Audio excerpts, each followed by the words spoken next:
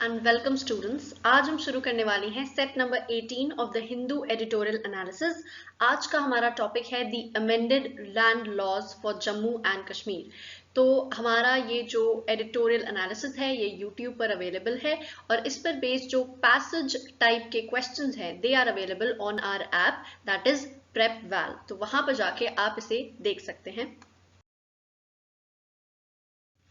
हमारे इससे पहले के जो हिंदू एडिटोरियल्स हैं वो काफ़ी मेजर टॉपिक्स पर हैं और वो इस बार करंट बेस्ड टॉपिक्स में आपके क्लैट के एग्जाम में भी अपीयर हुए हैं, जैसे कि कोरोना के ऊपर आपके पैसेज आए हैं। सो हमारे जो पहले के एडिटोरियल्स हैं अगर आप वो देखना चाहें तो आप देख सकते हैं। इसके अलावा हमारे और भी नए हिंदू एडिटोरियल्स लाइंड अप हैं जो कि आपको आगे देखने को मिलेंगे। So stay connected with the channel. So let's begin with today's editorial. आज का एडिटोरियल है जम्मू एंड कश्मीर के बारे में। आप जानते हैं कि पिछले साल जो है जम्मू एंड कश्मीर को एक स्टेट से कन्वर्ट कर दिया गया इनटू अ यूनियन टेरिटरी और वहां पे जो आर्टिकल्स थे आर्टिकल 370 एंड आर्टिकल 35A उनको रिवोक कर दिया गया था, उन्हें हटा दिया गया था। तो अभी तक की स्टोरी क्या है और हमें ये भी देखना है कि इसके आगे अब जो है लैंड लॉज में क्या क्या अमेंडमेंट्स किए गए हैं, कौन लोग हैं जो जम्मू एंड कश्मीर में अब लैंड खरीद सकते हैं या नहीं खरीद सकते हैं, किस तरह का लैंड खरीद सकते हैं और किस तरह के आर्टिकल्स में अमेंडमेंट्स किए गए हैं, कौन से नए आर्टिकल्स कॉन्स्टिट्यूशन में डाले गए हैं related to the land laws of Jammu and Kashmir. So अभी तक की स्टोरी हमारी ये थी कि अक्टूबर 26 को मिनिस्ट्री ऑफ होम अफेयर्स ने अनाउंस किए थे कुछ amendments to the land laws for the union territory of Jammu and Kashmir.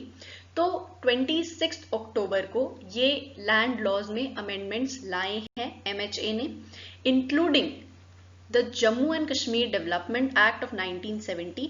ये एक्ट 1970 का है, इसके अंदर अमेंडमेंट्स लाए गए हैं जिसके अंदर पहले ये कहा जाता था कि सिर्फ और सिर्फ जम्मू एंड कश्मीर के परमानेंट रेसिडेंट्स जो हैं सिर्फ वही लैंड खरीद सकते हैं जम्मू कश्मीर में। सो उसे अमेंड कर दिया गया और इसके अलावा जो सेल करने का भी जो राइट था, किसको आप सेल कर सकते हो, किससे खरीद सकते हो, वो सारे लोग जो थे वो वहां के परमानेंट रेसिडेंट्स होने चाहिए।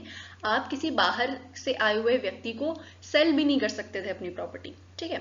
सो पहले ऐसा होता था लेकिन अब उसके अंदर अमेंडमेंट्स कर दिए गए हैं। दूसरा एक्ट है JNK लैंड रेवेन्यू एक्ट 1996। इसमें भी कुछ अमेंडमेंट्स बताए गए हैं ऑन अक्टूबर 26।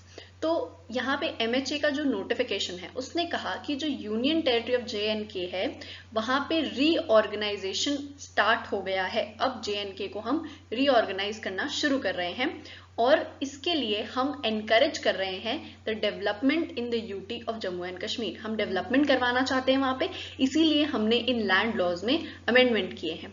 तो लास्ट ईयर क्या हुआ था, अगस्त में जो जम्मू एंड कश्मीर का स्पेशल स्टेटस मिलता था जम्मू एंड कश्मीर को bye article 370 and article 35A, उन दोनों ही आर्टिकल्स को रिवोक कर दिया गया था और सेक्शन 96 जो है वो ये कहता था कि JNK रीऑर्गेनाइजेशन एक्ट ऑफ 2019 इसके तहत जो MHA है मिनिस्ट्री ऑफ होम अफेयर्स वो किसी भी तरह का लॉ जो है या किसी भी तरह का एक्ट जो बन चुका है उसे मॉडिफाई कर सकता है या फिर रिपील भी कर सकता है बाय एन अमेंडमेंट। यानी कि 1 साल के अंदर अंदर या तो किसी लॉ को वो मॉडिफाई कर सकते हैं, बदल सकते हैं, हटा सकते हैं, नया लॉ ला सकते हैं। ये सब चीजें मिनिस्ट्री ऑफ होम अफेयर्स कर सकती थी सिंस लास्ट ईयर, मतलब पिछले साल से लेके अभी तक जब से JNK का अपॉइंटमेंट हुआ है, दैट वाज ऑन अक्टूबर 31, 2019। इस दिन JNK जो है उसे यूनियन टेरिटरी बना दिया गया था। तो यहाँ पे इस दिन से लेके अक्टूबर 31, 2020 तक का टाइम था मिनिस्ट्री ऑफ होम अफेयर्स के पास जहां पे वो अमेंडमेंट्स कर सकते थे और अक्टूबर 26 को उन्होंने ये अमेंडमेंट्स अनाउंस किए। अब आगे की स्टोरी देखते हैं, चेंजेस क्या क्या किए इन्होंने। सबसे पहले तो MHA जो है उन्होंने क्या क्या अमेंड किया है, ठीक है, यानी कि एडिट क्या क्या किया है। तो सबसे पहला एक्ट है JNK लैंड रेवेन्यू एक्ट 1996 का और दूसरा एक्ट है JNK डेवलपमेंट एक्ट जो है 1970 का एक्ट, जिनके बारे में हमने अभी पहले भी पढ़ा है। तो 1996 का जो एक्ट है वो बात कर रहा है एग्रीकल्चरल लैंड के बारे में, और 1970 का जो एक्ट है वो बात करता है सारी नॉन एग्रीकल्चरल वर्क के लिए, यानी कि जो दूसरे डेवलपमेंट प्लान्स है जहाँ पे बिल्डिंग्स बन सकती है या रोड्स बन सकते हैं, हाउसेस बन सकते हैं, इंडस्ट्रीज बन सकती है, तो वो लैंड जो है उसके बारे में बात करता है 1970 का एक्ट। अब इस अमेंडमेंट के तहत क्या होगा कि लैंड रेवेन्यू एक्ट जो पुराने टाइम में हुआ करता था, ठीक है, इसके अंदर कुछ चेंजेस आएंगे और इसके हिसाब से कंट्री के अंदर कोई भी इंसान JNK में जाके लैंड खरीद सकता है, इंक्लूडिंग एग्रीकल्चरल लैंड। मतलब कि किसी भी तरह का लैंड जो है कोई भी इंसान कंट्री का जाके वहां पे खरीद सकता है इन JNK। जबकि 1996 का जो एक्ट है वो पहले ये कहता था कि सिर्फ और सिर्फ जम्मू एंड कश्मीर के जो परमानेंट रेसिडेंट्स हैं सिर्फ वही लैंड परचेज या फिर सेल कर सकते हैं, लेकिन अब ऐसा नहीं है अमेंडमेंट के बाद। इसके बाद जो अमेंडमेंट है वो प्रोहिबिट करते हैं the sale, transfer and mortgage and conversion, मतलब ये सारी चीजें मना की गई है of agricultural land to non agricultural land. यानी कि अगर कोई ऐसा लैंड है जहाँ पे पहले एग्रीकल्चर होता था, हम उसे ऐसे इंसान को बेच रहे हैं जो उसको पूरी तरह से एग्रीकल्चर को हटा के वहां पे कोई बिल्डिंग बनाने वाला है या इंडस्ट्री बनाने वाला है, स्कूल, हाउसिंग, ये सब चीजें बनाने वाला है, तो ऐसा नहीं हो सकता। बट सिर्फ ये एक केस में अलाउ किया जा सकता है, अगर गवर्नमेंट का कोई ऑफिसर इसे ऑथराइज करे कि भाई ठीक है यहाँ पे आपको परमिशन मिल रही है, या उस पर्टिकुलर इंसान को परमिशन दी जाए कि हाँ ठीक है आप एग्रीकल्चर लैंड को नॉन एग्रीकल्चर लैंड में कन्वर्ट कर सकते हो, तब ये हो सकता है, अदरवाइज ये नहीं हो सकता। इसके अलावा जो गवर्नमेंट है it can allow the transfer of agriculture land to a public trust, यानी कि एग्रीकल्चर लैंड अगर कोई पब्लिक ट्रस्ट लेना चाहे फॉर चैरिटी तो वो भी ले सकती है, या फिर हेल्थ केयर के लिए, एजुकेशन के लिए, इंडस्ट्री के लिए, कमर्शियल चीजों के लिए अगर गवर्नमेंट उस लैंड को लेना चाहे या ट्रांसफर करना चाहे तो वो कर सकती है। इसके अलावा एक बोर्ड ऑफ रेवेन्यू है जिसे फाइनेंशियल कमिश्नर जो है वो हेड करते हैं, वो उसके हेड हैं, और उन्होंने एक फ्रेश क्लॉज ऐड किया है इस एक्ट के अंदर, एक नया क्लॉज ऐड किया है जिसमें उन्होंने डिफाइन किया है एग्रीकल्चरल लैंड को। एग्रीकल्चरल लैंड वो लैंड है जहां पे एग्रीकल्चर या एलाइड एक्टिविटीज हो सकती हैं। एग्रीकल्चर के साथ साथ डेयरी एक्टिविटीज वगैरह भी होती हैं, कई सारी जगह पे पोल्ट्री फार्म्स भी होते हैं, तो उससे रिलेटेड जो एक्टिविटीज हैं उस लैंड पे अगर होती हो, including fallow land. Fallow land वो लैंड है जहां पे कुछ समय से एग्रीकल्चर नहीं किया जा रहा हो, मतलब हो तो वो एग्रीकल्चर लैंड ही, बट 1 साल या 2 सालों से वहां पे कोई एग्रीकल्चर नहीं हो रहा हो, तो वो लैंड भी एग्रीकल्चर लैंड के अंडर ही आएगा। ठीक है, अब ये जो अमेंडमेंट है उसके अंदर कुछ डिलीशंस भी हुए हैं, एक हमने नया क्लॉज लेके आए और एक हमने डिलीशन भी किया। तो हमने डिलीट क्या किया, परमानेंट रेसिडेंट प्रोविजन को हमने डिलीट कर दिया कि अब यहाँ पे परमानेंट रेसिडेंट वाली कोई चीज नहीं होगी जो कि पहले 1970 के एक्ट में थी, जिसकी वजह से 1970 का जो एक्ट था उसकी वजह से ये हो रहा था। 1996 के अंदर हमने अमेंडमेंट्स की बात कर ली कि वहां पे अब कोई भी लैंड खरीद सकता है अगर वो इंडियन सिटीजन है तो, और 1970 का जो एक्ट है उसमें जो अमेंडमेंट्स हुए उसके अंदर ये हुआ कि इस एक्ट में पहले हाउसिंग साइट्स दी जाती थी टू पीपल ऑफ JNK जो कि इकोनॉमिकली वीकर सेक्शन से होते थे, लेकिन अब ये जो अमेंडमेंट आया है उसमें ये कहा गया है कि इकोनॉमिकली डिप्राइव्ड लोग, जो पूरी कंट्री के इकोनॉमिकली डिप्राइव्ड लोग हैं, उन्हें इस तरह की हाउसिंग साइट्स मिल सकती हैं, वो इनके लिए एलिजिबल होंगे, यानी कि अगेन परमानेंट रेसिडेंट वाली चीज यहाँ से हटा दी गई है।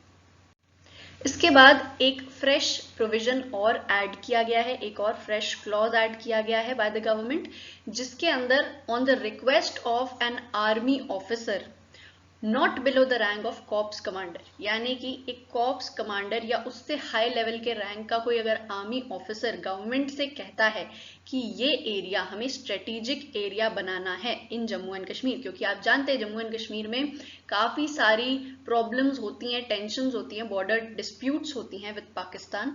सो यहाँ पे अगर वो किसी लैंड को ऐसा कहे कि ये स्ट्रेटेजिक एरिया हम बनाना चाहते हैं, यहाँ से हम नजर रखेंगे कि पाकिस्तान से कोई टेररिस्ट तो नहीं आ रहे हैं या कुछ भी इस तरह का काम उन्हें करना है फॉर प्रोटेक्टिंग द कंट्री, तो उसके लिए वो अलाउ किया जाएगा और वो जगह उन्हें दे दी जाएगी। इसके अलावा जम्मू एंड कश्मीर के अंदर उन्होंने एक इंडस्ट्रियल डेवलपमेंट कॉरपोरेशन भी बनाई है। ये एक नई कॉरपोरेशन बनाई गई है जो पूरी तरह से जम्मू एंड कश्मीर में डेवलपमेंट का ध्यान रखेगी और ये जम्मू एंड कश्मीर में कमर्शियल सेंटर्स बनाएगी, इंडस्ट्रीज बनाएगी और हर तरह का डेवलपमेंट करने की कोशिश करेगी। तो इस कॉरपोरेशन के अंदर 12 डायरेक्टर्स हैं, जिनमें से 4 जो हैं वो नॉमिनेट किए जा सकते हैं फ्रॉम द प्राइवेट सेक्टर, जिनके पास एक्सपीरियंस हो इन इंडस्ट्री, ट्रेड और फाइनेंस, तभी तो वो कमर्शियल डेवलपमेंट करवा सकते हैं, राइट। सो ये जो कॉरपोरेशन है इसके पास ये पावर होगी कि ये अक्वायर कर सकता है मूवेबल एंड इमूवेबल प्रॉपर्टी। यहाँ पे हमें ये जानना होगा कि मूवेबल प्रॉपर्टी और इमूवेबल प्रॉपर्टी में क्या डिफरेंस है। तो मूवेबल प्रॉपर्टी वो होती है जो एक जगह से दूसरी जगह पे मूव करी जा सकती है। इसके अंदर आपको और चीजों में कंफ्यूजन नहीं होगा। आप जानते हैं फर्नीचर जो है वो मूव किया जा सकता है, टीवी मूव किया जा सकता है, that is also property. Car है, आपके जो व्हीकल्स हैं वो सारे मूव किए जा सकते हैं from one place to another. वहीं पे अगर आपने कोई घर बना रखा है किसी जगह पे, तो उसे आप मूव नहीं कर सकते, आपको उसे डिस्ट्रॉय करना पड़ेगा, उसे तोड़ना पड़ेगा, ठीक है। So that is immovable property. इसके अलावा अगर एग्रीकल्चर कोई कर रहा है, अगर वहां पे पेड़ उगे हुए हैं, ठीक है, तो जो टिम्बर है वो भी कटने के बाद मूव की जा सकती है। तो जो टिम्बर है या जो पेड़ लग रहे हैं किसी भी लैंड पे, वो सब भी मूवेबल प्रॉपर्टी के अंदर आते हैं, क्योंकि उस पेड़ को काटने से पेड़ डिस्ट्रॉय नहीं हो रहा है, वो टिम्बर अभी भी काम आ सकता है। सो ये पूरी बात है यहाँ पे मूवेबल और इमूवेबल प्रॉपर्टी के बारे में। और ये जो कॉरपोरेशन है ये अक्वायर कर सकती है इस तरह की प्रॉपर्टी, या फिर रेंट पर भी ले सकती है, सेल कर सकती है, एक्सचेंज कर सकती है या ट्रांसफर भी कर सकती है। तो ये सारी चीजें, ये सारे राइट्स इस कॉरपोरेशन के पास है। If the corporation is unable to acquire land by agreement, यानी कि अब वो लैंड मान लो अगर किसी और का हुआ और कॉरपोरेशन को वो लैंड चाहिए, तो वो कुछ अग्रीमेंट कर लेगी उनके साथ कि हम आपको इतने पैसे देंगे, आप हमें ये लैंड दे दो। लेकिन अग्रीमेंट से ये नहीं हो पाया अगर, तो गवर्नमेंट जो है वो प्रोसीडिंग्स स्टार्ट कर देगी।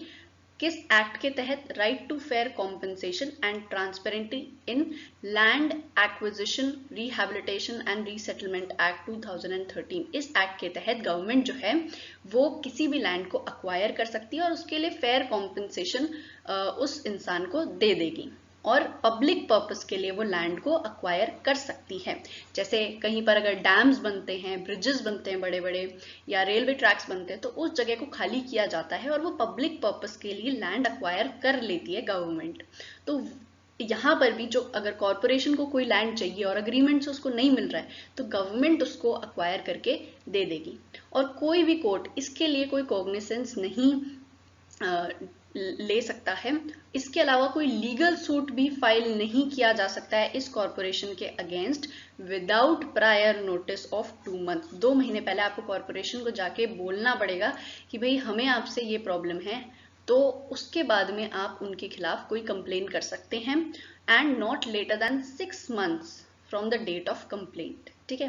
तो ये जो टाइम लिमिट है इसके अंदर अंदर आपको कंप्लेन करनी होगी। लीगल सूट अगर आप फाइल करना चाहते हैं उनके अगेंस्ट तो आप कर सकते हैं, बट आपके पास एक टाइम लिमिट है। इसके अलावा अब यहाँ पे ये कहा जा रहा है कि कुछ अमेंडमेंट्स जो हैं वो गवर्नमेंट की लैंड होल्डिंग्स के अंदर भी हुए हैं, जैसे कि Jammu Kashmir land grants act 1960 जो है, जिसके अंदर ये कहा गया है कि गवर्नमेंट लैंड जो है वो लीज पे दिया जा सकता है, या जो चीजें पहले, ये जो एक्ट है ये पहले सिर्फ अप्लाई होता था to urban areas of Jammu, Srinagar and towns, वो अब पूरे जम्मू एंड कश्मीर में लागू होगा। और इस एक्ट के तहत जो गवर्नमेंट लैंड है वो किस तरह से रेगुलेट किया जाता है, या उसे कैसे रेंट करेंगे या सेल करेंगे या परचेज करेंगे, वो सारी चीजें रेगुलेट होती हैं। तो वो सब चीजें अब पूरे जम्मू एंड कश्मीर में अप्लाई होंगी, पहले सिर्फ अर्बन एरियाज में हुआ करती थी। अब ये जो अमेंडमेंट है, it omits the permanent resident clause to get government land on lease for residential purposes, यानी कि पहले के टाइम पे इस एक्ट में ये कहा जाता था कि जो गवर्नमेंट लैंड है वो आप रेंट पर ले सकते हैं फॉर रेसिडेंशियल पर्पसेस, लेकिन सिर्फ परमानेंट रेसिडेंट जो है JNK का, जो वहां पर रह रहा है, सिर्फ वही ले सकता था लीज पे। लेकिन अब इस परमानेंट रेसिडेंट वाली चीज को हटा दिया गया है, मतलब कोई भी ले सकता है। JNK एग्रेरियन रिफॉर्म्स एक्ट जो है 1976 का, जिसके हिसाब से आप ट्रांसफर कर सकते थे लैंड को from big land owners to tillers, उसे भी अमेंड कर दिया गया है। और जो पहले का एक्ट था वो ये कहता था कि आपके पास सिर्फ 2 कनाल्स या फिर 0.25 एकड़ ऑफ लैंड ही होना चाहिए फॉर रेसिडेंशियल पर्पसेस, उसे भी इन्होंने अब हटा दिया है और इसकी जगह अब ये हो गया है कि आप कितना भी लैंड रेसिडेंशियल पर्पसेस के लिए ले सकते हैं। अब यहाँ कहा जा रहा है what about laws for Ladakh, क्योंकि लद्दाख जो है वो पहले जम्मू एंड कश्मीर स्टेट के अंदर ही था, अब ये एक नई यूटी बन गया है। तो यहाँ ये कहा जा रहा है कि ये जो लैंड लॉज में अमेंडमेंट लाया गया है वो सिर्फ JNK में क्यों लाया गया, वो लद्दाख में क्यों नहीं लाया गया है। तो यहाँ पे लद्दाख में प्रॉब्लम ये हो रही है कि लद्दाख के जो लोकल लीडर्स हैं वो ये कह रहे हैं कि they demanded inclusion in the 6th schedule of the constitution. अब जो कॉन्स्टिट्यूशन का 6th शेड्यूल है वो ये बात करता है कि जितने भी ट्राइबल एरियाज हैं, नॉर्थ ईस्टर्न स्टेट्स जो हैं हमारे, वहाँ के जो ट्राइबल एरियाज हैं उनको अलग से गवर्न किया जाएगा, वहाँ का लैंड जो है आप किसी बाहर वाले को नहीं दे सकते। तो इस तरह के कुछ राइट्स उन नॉर्थ ईस्टर्न स्टेट्स को मिलते हैं, तो वही राइट्स लद्दाख के लोकल लीडर्स भी मांग रहे हैं सो दैट उनका लैंड जो है वो बाहर वालों को ना मिल सके। सो अगर ये हो जाता है तो फिर यहाँ पर लैंड लॉज को चेंज नहीं किया जाएगा, इसीलिए ये लैंड लॉज का जो अमेंडमेंट है ये सिर्फ और सिर्फ JNK में लाया गया है अभी तक। इस पूरे एडिटोरियल पर बेस्ड हमने कुछ क्वेश्चंस प्रिपेयर किए हैं, please go through these questions, क्योंकि ये बहुत बार आपको मिलेंगे पेपर्स में। इस तरह के क्वेश्चंस फ्रेम किए जाते हैं ऑन करंट बेस्ड पैसेजेस, जो करंट न्यूज में होता है उसी पर बेस्ड पैसेजेस आते हैं और इसी तरह के सवाल आपसे पूछे जाएंगे। So if you practice these questions तो आपको काफी मदद मिल सकती है। एंड इसके अलावा अगर आप बिना ऑप्शंस के आंसर्स को निकाल सकते हैं so that is very good, क्योंकि आपको जब ऑप्शंस दिखेंगे तब आप बिल्कुल कंफ्यूज नहीं होंगे अगर आपको पहले से आंसर्स पता होंगे। So it is highly recommended कि आप प्लीज कमेंट करके बताएं कि इन क्वेश्चंस के आंसर्स आपके हिसाब से क्या हो सकते हैं। We have now reached the end of the video. Hope you enjoyed the session. मिलते हैं नेक्स्ट वीडियो में। जय हिंद।